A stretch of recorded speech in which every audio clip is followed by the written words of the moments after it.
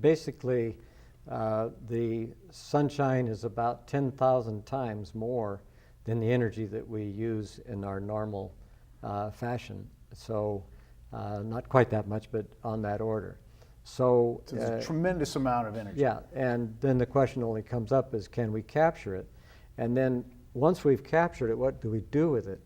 And so there's a couple steps here, because what we're doing right now, and a lot of the talk is going around about using sunshine to raise crops to then in turn convert that to a liquid fuel that you then stick in an automobile engine. And as the number of stages increases to where you have so many things, each time you go through a process, it can only be less than 100% efficient. The final step is that you're pushing around 2,000, 3,000 pounds to move one person.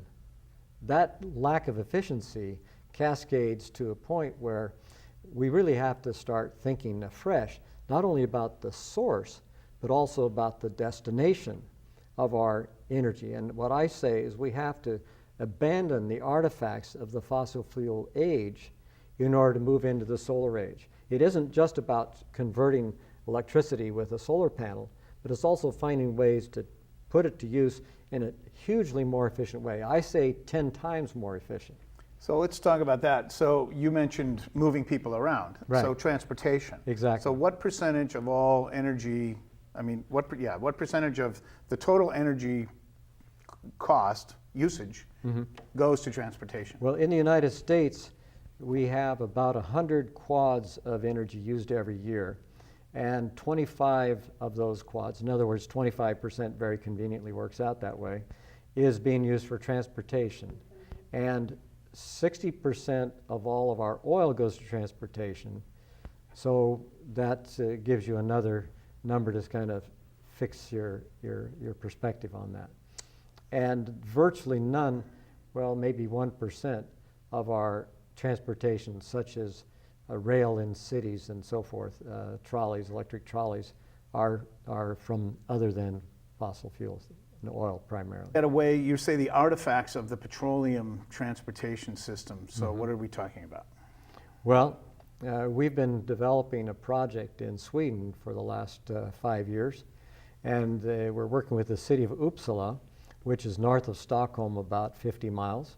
And there they are considering a pod car system, which you've heard about before, I think, and a lot of people here in our community are interested in. The difference is that at the latitude of Anchorage, Alaska, they're 60 degrees north, 2/3 of the way to the North Pole, they're planning to use solar to power this system. And a lot of people are just suspending belief. But the thing is that, as I said before, burning things and taking them through the stages of an internal combustion engine and finally pushing around so much weight is so extremely inefficient that the possibility of a car that's designed very lightweight and taken away from the streets, and we're suggesting that they be placed above the street, then we have the possibility of producing all the power we need with solar. And with a solar panel, it's only yay wide, a couple meters wide, or 6 feet wide.